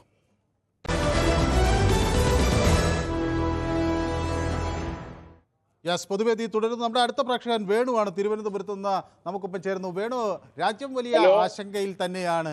ആക്രമണങ്ങൾ അതിർത്തി കടന്നുണ്ടാകാം എന്ന് നമ്മൾ കൃത്യമായി പ്രതീക്ഷിക്കുന്നു. നമ്മുടെ സുരക്ഷാ സംവിധാനങ്ങൾ നമുക്കുണ്ട്, അത് എല്ലാ അർത്ഥത്തിലും കാര്യക്ഷമമായി പ്രവർത്തിക്കുന്നു എന്ന് ഇന്നലെ രാത്രി തെളിയിച്ചു. പക്ഷേ എത്ര നാൾ ഈ ആശങ്ക തുടരേണ്ടി വരുമെന്ന ചോദ്യം ഉയരുകയാണ്. ശ്രീ വേണു, എന്ത് കരുതുന്നു? പാകിസ്ഥാന് ദുർബുദ്ധി തോന്നിയ പാകിസ്ഥാന് ഇനി ഒരു സൽബുദ്ധി തോന്നാൻ എത്ര ദിവസം എടുക്കും? നമുക്ക് ഇത് തീവ്രവാദികൾ അടിച്ചപ്പോഴേ നമ്മളെ ഇന്ത്യയുടെ നല്ല പയ്യന്മാരും കുടുംബക്കാരുമാണ് പോയത്. അതില് 15 ദിവസം കഴിഞ്ഞാണ് നമ്മൾ തീവ്രവാദിക്കെതിരെ ആക്രമണം നടത്തിയത്. പക്ഷേ അതിനുശേഷം അവരിന് സപ്പോർട്ട് ചെയ്യുന്ന പാകിസ്ഥാൻ മിലിറ്ററി ISIS ആണ്. അപ്പം അവര് ഭംഗിയ മൊത്തത്തിൽ ടാർഗറ്റ് ചെയ്യണമായിരുന്നു. നമ്മൾ ചെയ്യാതെ തീവ്രവാദികളെ മാത്രം ചെയ്തത് കൊണ്ടാണ് ഇന്നലെ തിരിച്ചവർ ഇങ്ങോട്ട് അടിച്ചത്. അപ്പൊ നമ്മൾ അതിനുശേഷം നമ്മൾ തിരിച്ച് അങ്ങനെയല്ല ചെയ്യാം. ഒറ്റ ദിവസം ഇന്ന് രാത്രിത്തെ ഒറ്റ ദിവസം ഭംഗിയെ ഇവരെല്ലാം സപ്പോർട്ട് ചെയ്യുന്ന മിലിറ്ററിക്കും എല്ലാം പാകിസ്ഥാന്റെ നല്ല ഒരു അടി കൊടുത്ത ഇനി പോലെ അത് ചെയ്യേയില്ല. അതിന് ഗവൺമെന്റ് തയ്യാറാകണം. ഓക്കെ, വ്യക്തമാണ്. എന്നോടൊപ്പം മറ്റൊരു പ്രേക്ഷക കൂടി ചേരുന്നു, ജയ. ശ്രീമതി ജയ കൊല്ലത്തു നിന്നാണ് നമുക്കൊപ്പം ചേരുന്നത്. ശ്രീമതി ജയ, എങ്ങനെ ഈ സാഹചര്യത്തെ നോക്കിക്കാണണം? പാകിസ്ഥാൻ സമാധാനത്തിന്റെ പാതയിലേക്ക് വരുമെന്ന് നമ്മൾ പ്രതീക്ഷിക്കേണ്ടതുണ്ടോ? നമസ്കാരം മനു. നമസ്കാരം മനു, അഭിനന്ദനങ്ങൾ. ദുബായിൽ നിന്ന് വിളിച്ച അനാവശ്യങ്ങള് എന്താ പറയുന്നത്, എന്തോ രാജ്യത്തിന്റെ ഇന്ത്യയിൽ നിന്നിട്ട് അവന്മാർക്ക് സപ്പോർട്ട് കൊടുക്കുന്ന ഏത് വ്യക്തികളായാലും അവര് പാകിസ്ഥാനിൽ പോയി ജീവിച്ചോണം. ഇവിടെ അല്ല ജീവിക്കേണ്ടുന്നത്. ആ യുദ്ധം ചെയ്യുന്ന ഇന്ത്യൻ പട്ടാളക്കാർക്കും മനുവിനും എന്റെ അഭിനന്ദനങ്ങള്. അത്രയും പറഞ്ഞു കൊടുത്തല്ലോ. പുള്ളിക്ക് ഒന്നും മനസ്സിലാവുന്നില്ല. പുള്ളി പറയുന്ന മൊത്തം പാകിസ്ഥാന് സപ്പോർട്ട് ഇല്ല. ഒരിക്കലും ഇന്ത്യൻ എന്ന് പറയുന്ന ഞാനൊരു ഇന്ത്യനാണ്, ഞാൻ അതിൽ പ്രൗഡാണ്. ഓക്കെ മനു. യെസ്, വ്യക്തമാണ് ശ്രീമതി ജയയുടെ അഭിപ്രായം. ഏതായാലും എല്ലായിടത്തും തിരങ്കയ്ക്ക് പിന്തുണയുമായി കോൺഗ്രസ് രംഗത്ത് ഇറങ്ങുന്നതിൻ്റെ ദൃശ്യങ്ങൾ നമുക്ക് വരുന്നുണ്ട്. കോൺഗ്രസ് ടേക്സ് ഔട്ട് തിരങ്ക യാത്ര എന്ന് പറയുന്നു. കർണാടകയിൽ കോൺഗ്രസിൻ്റെ തിരങ്ക യാത്ര വലിയ ജനപിന്തുണ നേടി എന്ന വിവരങ്ങൾ കൂടി ഇപ്പോൾ പുറത്തു വരികയാണ്. ഓക്കെ, നമ്മുടെ അടുത്ത പ്രേക്ഷകൻ നമുക്കൊപ്പം ചേരുന്നത് സാബു. അതെ, ഹലോ സാബു. ഞാൻ പെരുമഴി എന്ന പറഞ്ഞ സ്ഥലത്താണ് വിളിക്കുന്നത്, തിരുവനന്തപുരം ജില്ലയിൽ. അല്ല, എന്റെ വ്യക്തിപരമായ ഏറ്റവും നല്ല അഭിപ്രായം എന്ന് പറയുന്നത് നമുക്ക് 97-ലെ വാറ്, 1965-ലെ വാറ്, 48 വാറിലൊക്കെ 3 പ്രാവശ്യം നമ്മുടെ പാകിസ്ഥാന്റെ പ്രദേശങ്ങൾ നമ്മുടെ പ്രദേശം പിടിച്ചെടുത്തതിന് ശേഷം അവർക്ക് തിരികെ കൊടുക്കുന്ന ഒരു അവസരമാണ് പലപ്പോഴും കണ്ടിട്ടുള്ളത്. 71-ന്റെ വാറിൽ നമ്മൾ 90,000 സൈനികരെ തിരിച്ചു കൊടുത്തിട്ട് നമ്മൾ ലാഹോർ സിംല ഉടമ്പടിയിലൂടെ നമ്മളെ ഭൂമിപ്രദേശമെല്ലാം തിരിച്ചു കൊടുത്ത് ഇപ്രാവശ്യം അങ്ങനെയല്ല ചെയ്യേണ്ടത്. ഇപ്രാവശ്യം നമ്മൾ കാശ്മീരിന് പിടിക്കാനുള്ള ഏറ്റവും നല്ല അവസരമാണ് പ്രയോജനപ്പെടുത്തണം എന്നാണ് എന്റെ അഭിപ്രായം. യെസ്, വ്യക്തമാണ് താങ്കളുടെ അഭിപ്രായം. റജി നായർ എന്നോടൊപ്പം ചേരുന്നു. റജി നായർ എവിടെ നിന്നാണ് വിളിക്കുന്നത്? ഞാൻ കോഴിക്കോടാണ്. ഞാൻ ഏറ്റവും ഒരു കാര്യം പറയാനുള്ളത്, ഞാൻ പട്ടാളം എന്നുള്ള സിനിമയുടെ തിരക്കഥാകൃത്താണ്. Very good. അപ്പോ ഇത് പറയാൻ കാരണം ഇത് സൈന്യവുമായൊക്കെ ബന്ധപ്പെട്ട് തന്നെയായിരിക്കും അങ്ങനെ ഒരു കഥയെ കുറിച്ച് ആലോചിച്ചത്. അതിലന്ന് നമുക്ക് പട്ടാളം കോറിയോഗ്രാഫി ചെയ്തത് മേജർ രവി സാറാണ്. അതെ. അപ്പൊ അങ്ങനെയൊക്കെ ഒരു പ്രത്യേകത ഞാൻ പറയാൻ ഉദ്ദേശിച്ചത്, നമ്മുടെ സർക്കാർ സ്വതന്ത്രമായി സേനയ്ക്ക് അധികാരം കൊടുത്തു കഴിഞ്ഞാൽ ഇന്നലെ നടന്ന പോലെ നമുക്ക് ഏത് നിമിഷവും വിജയം തന്നെയാണ്. അത് മിലിറ്ററി സേനയായാലും ശരി, അതുപോലെ പോലീസ് സേനയായാലും ശരി. അതാണ് നമ്മൾ കണ്ട ഈ ഒരു സംവിധാനം. ഇത് മുളയിലെ മനു നേരത്തെ സൂചിപ്പിച്ചത് കണ്ടു. ഒരു ദുബായ് കോൾ വന്നപ്പോ മുളയിലേ നുള്ളണം. അതാണ് പറയാനുള്ളത്. അപ്പൊ ആ ഒരു കാര്യം അവതരിപ്പിക്കും. കാരണം നമ്മൾ ഈ സ്ലീപ്പിംഗ് സെൽസ് എല്ലായിടത്തും ഉണ്ട്. അത് നമ്മൾ ഓരോ മനുഷ്യരും അയൽപക്കത്തെ സ്ലീപ്പിംഗ് സെല്ലുകൾക്ക് കണ്ട് തിരിച്ചറിഞ്ഞാൽ തക്കതായ ഇൻഫർമേഷൻ നൽകി ഏത് തരം വർഗീയതയും, നേരത്തെ മഞ്ജു സൂചിപ്പിച്ച പോലെ തന്നെ അത് ഏത് മതത്തിന്റെ തീവ്രവാദ പ്രവർത്തനമാണെങ്കിലും നമുക്ക് മുളയിലേ തുള്ളാൻ കഴിയുമെന്നാണ് എനിക്ക് തോന്നുന്നത് കേട്ടോ. അത് നടപ്പാക്കപ്പെടണം. അതിന് സിവിലിയൻസ് തന്നെ ആ മനോഭാവത്തോടെ വരണം. ഒപ്പം സർക്കാർ ഇത്തരം രീതിയിലുള്ള സേനകൾക്ക് സ്വതന്ത്ര അധികാരം നൽകി കഴിഞ്ഞാൽ തന്നെ അത് അടിച്ചമർത്താവുന്നതേ ഉള്ളൂ. ഏതായാലും നല്ല ദിനങ്ങൾ പുലരട്ടെ എന്ന് നമുക്ക് ആശംസിക്കാം. ഏതായാലും വളരെ സന്തോഷം. ശ്രീ രജി നായർ അദ്ദേഹം ഒരു തിരക്കഥാകൃത്താണ്. സൈനിക കഥകൾ എഴുതി, പട്ടാളം എന്ന സിനിമ എഴുതി. അപ്പോൾ സ്വാഭാവികമായും സൈനിക കാര്യങ്ങളുമായി ബന്ധമുള്ള ഒരാളാണ്. അതുകൊണ്ട് തന്നെ അദ്ദേഹത്തിൻ്റെ പ്രതികരണത്തിന് വലിയ പ്രസക്തിയുമുണ്ട്. നമ്മുടെ അടുത്തൊരു പ്രേക്ഷകൻ കൃഷ്ണൻകുട്ടി മണിമലയിൽ നിന്ന് നമുക്കൊപ്പം ചേരുന്നു. ശ്രീ കൃഷ്ണൻകുട്ടി, എന്ത് തോന്നുന്നു? ഒരു സമാധാനത്തിൻ്റെ ദിനം നമ്മളെല്ലാം ഉറ്റുനോക്കുകയാണ്. എത്രയൊക്കെ ആയാലും സമാധാനം പുലരണമെന്ന് ആഗ്രഹിക്കുന്നവരാണ് ഭാരതീയക്കാരിൽ ഒരു വലിയ വിഭാഗം ആളുകൾ, മുഴുവനും എന്ന് തന്നെ പറയാം. അങ്ങനെ ഒരു ദിനം ഇനി എത്ര നാൾ കാത്തിരിക്കേണ്ടി വരും? ശ്രീകൃഷ്ണൻകുട്ടി നമസ്കാരം. കുറെ ദിവസമായി വിളിച്ചിട്ട്. അതെ, കുറച്ച് ദിവസമായി നമ്മൾ സംസാരിച്ചിട്ട്. എന്തായാലും അങ്ങ് സ്ഥിരമായി ഇത് കാണുന്നു എന്നാണ് ഞാൻ വിചാരിക്കുന്നത്. നമുക്കൊപ്പം ഉണ്ട് എന്ന് ഞാൻ കരുതുകയും ചെയ്തു. കാണുന്നൊക്കെയുണ്ട്. 61-ല് ഇന്ത്യ ചൈന യുദ്ധം നടക്കുമ്പോ മുതിർന്നവര് ഏതെങ്കിലും നാട്ടിലെ ഒരേ ഒരു വീട്ടില് റേഡിയോ കേട്ടിട്ട് വന്ന് ഈ യുദ്ധകാര്യങ്ങൾ പറയുന്നത് കേട്ടിട്ടാണ് യുദ്ധത്തെ പറ്റി ഞാൻ പ്രൈമറി സ്കൂളിൽ പഠിക്കുന്ന കാലത്ത് മനസ്സിലാക്കിയത്. അതിനുശേഷം 71-ലായപ്പോ ഞാൻ 10ാം ക്ലാസ്സിലായി. അന്ന് ഞങ്ങൾ കൊടിയും പിടിച്ച് ഇന്ത്യയുടെ നമ്മുടെ ദേശീയ പതാകം പിടിച്ച് ഞങ്ങൾ റോഡിൽ മാർച്ച് ചെയ്തു കുട്ടികള്. യാഹ്യ ഖാനെ സൂക്ഷിച്ചോ, മുജീബ് റഹ്മാൻ ഒറ്റയ്ക്കല്ല എന്ന് പറഞ്ഞിട്ട്. അന്ന് നമ്മൾ യുദ്ധം ചെയ്തത് 2 വശത്തായിരുന്നു, പാകിസ്ഥാൻ സൈഡിലും ബംഗ്ലാദേശ് സൈഡിലും. അന്ന് നമ്മുടെ പട്ടാളക്കാര് അവിടെ പാരച്യൂട്ടില് ഡാക്കയിൽ ഇറങ്ങിയതിന്റെ പടം അന്നത്തെ പദ്ധതി ഒന്ന് ഓർക്കുന്നുണ്ട്. ഈ കിളിയൊക്കെ പാടത്ത് പറന്നിറങ്ങുന്നത് പോലെ. അവസാനം നിവൃത്തിയില്ലാതെ അവർ സറണ്ടർ ചെയ്തു. അങ്ങനെയാണ് നമ്മൾ ബംഗ്ലാദേശിനെ മോചിപ്പിച്ചു കൊടുത്തത്. അത്രയ്ക്ക് ശക്തിയുള്ള ഒരു പട്ടാളമാണ് നമ്മളെ പണ്ട് മുതലേ. ആ ഒരു ചരിത്രം നമുക്കുണ്ട്. അത് മനസ്സിലാക്കാതെ പാകിസ്ഥാൻ നമ്മളോട് കളിച്ച് വളരെ മോശമായിപ്പോയി. അവരെ കളിപ്പിക്കുന്ന എന്താന്ന് വെച്ചാല് അവർക്കൊരു മതമാണ് പ്രശ്നം. മതരാഷ്ട്രം മതാടിസ്ഥാനത്തിൽ ഭരണം നടക്കുന്ന ഏത് നാട്ടിലും ഇതൊക്കെ തന്നെ സംഭവിക്കും. അവരുടേതായ അധീശത്വം നേടാൻ വേണ്ടിയിട്ട് പല വേണ്ടാധീനങ്ങളും ചെയ്യും. അതുകൊണ്ടാണ് നമുക്ക് ഇങ്ങനെ ഒരു കാര്യത്തിലേക്ക് പോകേണ്ടി വന്നിട്ടുള്ളത്. ഇപ്രാവശ്യം നോക്കിക്കോളൂ, പല രാഷ്ട്രീയ വ്യത്യാസങ്ങളും ക്രിറ്റിസിസവും വിമർശനവും ഒക്കെ ഉണ്ടെങ്കിലും ഭരിക്കുന്ന പാർട്ടിക്കും സർക്കാരിനൊപ്പം ഇന്ത്യയിലെ എല്ലാ ജനങ്ങളും എല്ലാ രാഷ്ട്രീയ പാർട്ടികളും ഒറ്റക്കെട്ടായി നിൽക്കുകയാണ്. അപ്പൊ ഈ അവസരം മുതലാക്കിക്കൊണ്ട് നമ്മളെ സർക്കാരും പട്ടാളവും ചെയ്യേണ്ടത് ഇനി ഒരിക്കൽ പോലും ഇങ്ങനെ അവർക്ക് തോന്നരുത് ഇന്ത്യയോട് കളിക്കണമെന്ന്. ഭീകരതയെന്ന് കേട്ടാൽ അവർക്ക് മൂത്രം ഒഴിക്കാൻ തോന്നുന്ന രീതിയിലുള്ള അടിച്ചമർത്തൽ നടത്തിയേ പറ്റുള്ളൂ. അവരെ കാണിച്ചു കൊടുക്കണം, അടിയൊന്നും ആയിട്ടില്ല, വടിവെട്ടാൻ പോയിട്ടേ ഉള്ളൂ എന്ന്. ആ ഒരു കാര്യമാണ് ചെയ്യേണ്ടത്. എന്ന് മാത്രമല്ല, നമ്മളെ POK ഉണ്ടല്ലോ, പാക് ഓക്യുപ്പൈഡ് കാശ്മീർ, അത് തിരിച്ചു പിടിക്കുകയും വേണം. കഴിയുന്നത്ര തിരിച്ചും പിടിക്കണം. ഇതിപ്പോ എന്തെങ്കിലും ഒന്ന് പറഞ്ഞ് പെട്ടെന്ന് നിർത്തി പോകാൻ പാടില്ല. കർശനമായി നമ്മൾ നേടേണ്ട എല്ലാ കാര്യങ്ങളും നേടിയതിനു ശേഷം ഏതായാലും തുടങ്ങി, നനഞ്ഞിറങ്ങിയില്ല, ഇനിയും കുളിച്ചു കയറണം. നേടേണ്ട കാര്യങ്ങളെല്ലാം നേടിയിട്ടേ നിർത്താവൂ. അതാണ് എനിക്ക് പറയാനുള്ളത്. ഓക്കെ, വ്യക്തമാണ് താങ്കളുടെ അഭിപ്രായം.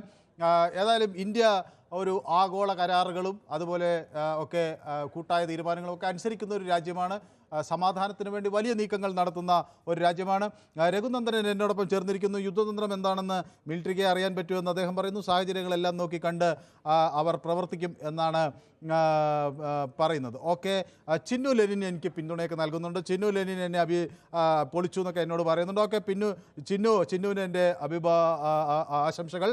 ഓക്കെ, വിനു പൊതുവാൾ പാകിസ്ഥാനെ തള്ളിപ്പറയുന്നു, ചൈനയെ തള്ളിപ്പറയാനുള്ള ചങ്കൂറ്റം ജോൺ ബ്രിട്ടാസിനുണ്ടോയെന്നാണ് ചോദിക്കുന്നത്. ഓക്കെ, ജോൺ ബ്രിട്ടാസിനുണ്ടോ എന്ന ചോദ്യം അദ്ദേഹം അതിന് മറുപടി പറയുമെന്നാണ് ഞാനും പ്രതീക്ഷിക്കുന്നത്. ഓക്കെ, ലിയോ KS എന്നെ പിന്തുണയ്ക്കുന്നു, എനിക്ക് തംസപ്പൊക്കെ അയക്കുന്നുണ്ട്. സന്തോഷം ലിയോ.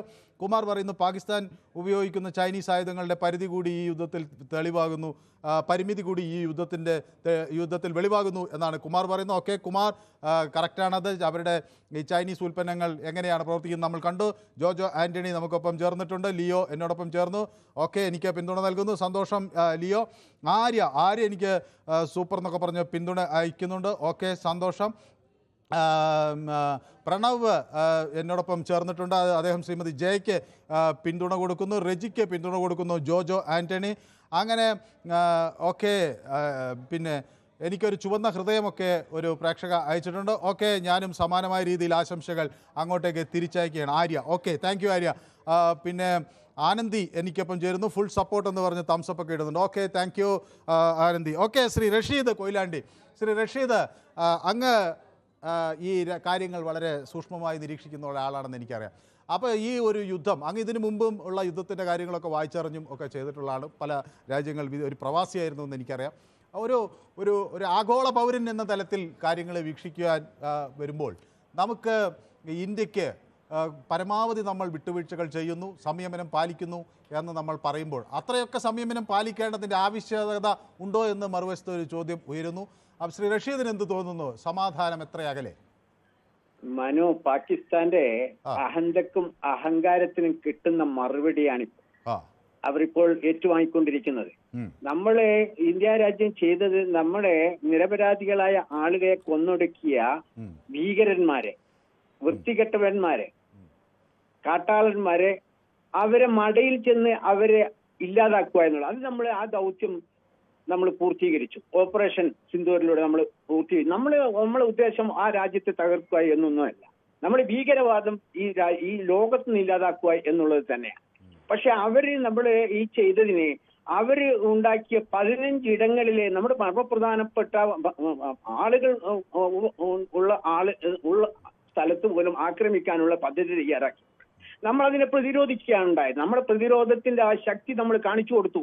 ഒരൊറ്റ മിസൈൽ പോലും, ഒരൊറ്റ ഡ്രോൺ പോലും, ഒരൊറ്റ വിമാനം പോലും ഇന്ത്യൻ മണ്ണിലേക്ക് അവർക്ക് അയക്കാൻ കഴിഞ്ഞത് മാത്രമല്ല, ഒറ്റൊന്നിനെ നമ്മുടെ പ്രതിരോധ ശക്തി, ആ പ്രതിരോധ ശക്തിയുടെ ആ സൈന്യത്തിന് ഒരു ബിഗ് സല്യൂട്ട് ചെയ്യാൻ. ഇവ 1971 എന്താണോ അവർക്ക് കിട്ടിയത് അതിന്റെ മറ്റൊരു പതിപ്പാണ് അവർക്ക് കിട്ടാൻ പോകുന്നത് എന്നുള്ള യാഥാർത്ഥ്യം മനസ്സിലായിക്കൊണ്ട് അവർ അടങ്ങിയിരിക്കുകയാണെങ്കിൽ അവർ രക്ഷപ്പെട്ടു. അതല്ലെങ്കിൽ 71 അനുഭവമായിരിക്കും അവർക്കുണ്ടാവും. ശ്രീ റഷീദിന് അനുമോദനങ്ങൾ പറയുന്നു. പ്രതിഭ ആനന്ദ്, ഓക്കെ. ജെസ്സി ബിനോയ് ജയ്ഹിന്ദ് എന്ന് പറയുന്നു. ആര്യ, ഞാൻ നന്ദി പറഞ്ഞതിന്, ഹൃദയം സമർപ്പിച്ചതിന് വീണ്ടും ഒരു ഹൃദയം തന്നിട്ട്. അരുൺ എന്നെ എന്തോ അധിക്ഷേപിച്ചിട്ട് അത് വായിക്കാമോ എന്ന് ചോദിക്കുന്നുണ്ട്. അത് ഞാൻ വായിക്കാത്തതിൻ്റെ കാര്യം അരുണിൻ്റെ എന്താണ് സംസ്കാരം എന്നത് ഈ നാട് അറിഞ്ഞു പോകും. അത് തിരുത്തിയിട്ട് വരും എന്ന പ്രതീക്ഷയിലാണ്. അപ്പോൾ അരുൺ എഴുതുന്ന കമൻറ്റ് ഞാൻ വായിക്കാം. കാരണം അരുണിനെ ഒരു മോശപ്പെട്ടവരായി ചിത്രീകരിക്കാൻ ഞാൻ ആഗ്രഹിക്കുന്നില്ല. അശോക് എനിക്ക് ഫുൾ സപ്പോർട്ട് തരുന്നു. ജോജോ ആൻ്റണിയും ഫുൾ സപ്പോർട്ട് തരുന്നു. ശ്രീ, ഓക്കെ. ഒരു ചെറിയ ഇടവേള, ഷോർട്ട് ബ്രേക്ക്.